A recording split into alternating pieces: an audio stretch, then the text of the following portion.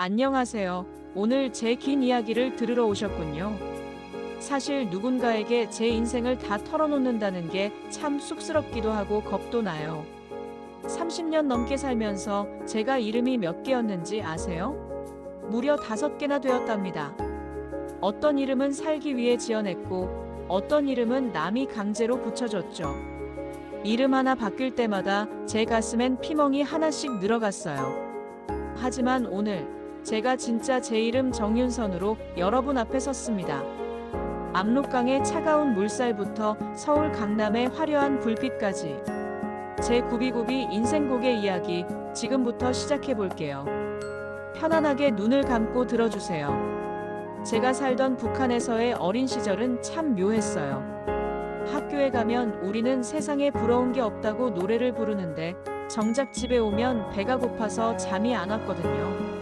제 나이 7살 때였을 거예요. 영문도 모르고 어른들 손에 이끌려 나간 공터에서 전 보고 말았어요. 사람들이 총에 맞아 쓰러지는 그 끔찍한 공개처형 현장을요. 무서워서 울지도 못했어요. 그저 나라를 지키려면 저래야 하는구나 라고 믿었죠. 참 무서운 세뇌였어요. 그런데 1994년 그날을 잊지 못해요. 영원히 죽지 않을 것 같던 신 같았던 김일성 주석이 죽었다는 뉴스가 나왔을 때 온 마을이 울음바다가 됐죠. 저도 울었어요. 하지만 속으론 다른 생각이 들더라고요. 아, 저 사람도 결국 우리랑 똑같은 사람이었구나. 죽지도 않는 신인 줄 알았는데 아니었네. 그때부터 제 마음속 낙원의 벽이 무너지기 시작했어요. 배고픔에 지쳐 길가에 쓰러진 사람들을 보며 의심이 싹 텄죠. 여기가 지상낙원이라며 왜 우린 굶어 죽어야 해? 강 건너 저기 보이는 불빛은 대체 뭐야? 그 질문이 제 인생을 통째로 바꿔놓을 줄은 꿈에도 몰랐답니다. 17살 꽃 같아야 할 나이에 저는 목숨을 걸기로 했어요. 친하게 지내던 국경경비대 삼촌을 찾아가 매달렸죠. 삼촌, 나 좀 보내주세요. 건너편에 가면 쌀밥 먹을 수 있다면서요. 삼촌도 참 힘들었을 거예요.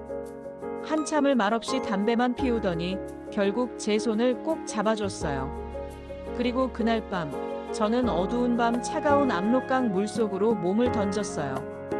물은 생각보다 훨씬 차가웠고 숨이 막혀서 몇 번이나 물을 먹었어요. 여기서 죽는구나. 그 생각밖에 안 들었죠. 중국 쪽 친척 집에 도착해서 한 달쯤 지냈을까요? 태어나서 처음으로 배불리 먹고 푹 잤어요. 이제 좀 살만하다 싶었는데 북한에 있는 엄마한테 연락이 왔어요.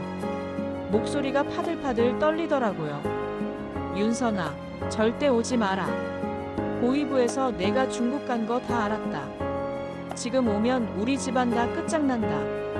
그 전화 한 통에 제 고향으로 가는 길은 영영 끊겨버렸어요. 저는 그날로 정윤선이라는 이름을 가슴 깊은 곳에 묻었습니다. 이름이 없어야 살 수 있는 유령 같은 존재가 된 거죠. 엄마 보고 싶어 밤마다 이불을 뒤집어 쓰고 얼마나 울었는지 몰라요. 중국말 한마디 못하는 절 보고 어떤 집에서 며느리로 삼겠다고 제안했대요. 신분도 없는 절 위해 그쪽 집안이 가짜로 만들어준 이름이 바로 천순미였어요. 하지만 그건 저를 도와주려는 게 아니라 절 가둬두려는 수단이었죠. 어린 나이에 팔려가듯 결혼하고 싶지 않았어요. 전 도망치고 싶었어요. 그때부터 제 인생은 도망과 숨김의 연속이었어요. 경찰 소리가 들리면 숨부터 참았고 문 두드리는 소리만 나도 심장이 내려앉았죠. 불법 체류자라는 건 사람이 아니라 잡히면 끝인 물건이라는 뜻이더라고요. 그때부터 제 처절한 독학이 시작됐죠. 남들 다 자는 밤에 텔레비전을 켰어요. 중국 드라마 자막을 보면서 한자 하나하나를 그림 그리듯 외웠어요. 니하오라는 말 한마디가 안 나와서 거울을 보며 수만 번 연습했죠. 그러던 어느 날 시장에 갔는데 사람들이 하는 욕이며 뒷담화가 다 들리는 거예요. 그날 화장실 구석에서 혼자 얼마나 웃었는지 모릅니다. 아, 이제 됐다. 이제 나도 내 발로 걸어 나갈 수 있겠다. 글자 하나가 저에겐 탈출할 수 있는 열쇠였고 제 인생을 지키는 유일한 무기였답니다. 중국에서도 오래 살 수 없다는 걸 알았어요. 잡히면 북송, 그 끝은 상상조차 하기 싫었거든요. 브로커를 만나 또 다른 이름을 받았고 또 다른 거짓말을 외워야 했어요. 기차 안에서는 숨도 제대로 못 쉬었고 검문이 있을 때마다 다리가 떨려 일어서지도 못했죠. 그리고 마침내 비행기 창밖으로 불빛이 보였어요. 누군가 말해줬죠. 한국이야. 그 순간 저는 소리도 못 내고 울었습니다. 한국에 와서도 바로 행복해진 건 아니었어요. 말은 같았지만 세상은 너무 달랐거든요. 그때 제 곁에 있던 사람이 있었어요.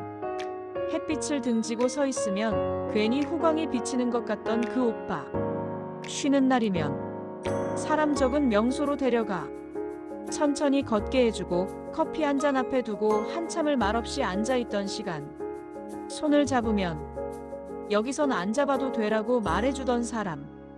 그게 제 인생 첫 안전한 꽁냥꽁냥이었어요. 결혼 이야기가 나오면서 시어머니가 될 뻔했던 그분과 갈등이 시작됐어요. 탈북자는 고마운 줄 알아야지. 이 정도면 내 인생 바뀐 거야. 그 말이 총보다 더 아팠어요. 저는 거지가 아니었고 은혜를 구걸하고 싶지도 않았거든요. 결국 시집은 가지 않았어요. 또 한 번 선택했죠. 누군가의 며느리로 사는 인생이 아니라 정윤선으로 사는 인생을. 저는 다시 제 이름으로 돌아왔습니다. 정윤선. 이 이름으로 아프고 울고 사랑하고 살아가고 있습니다.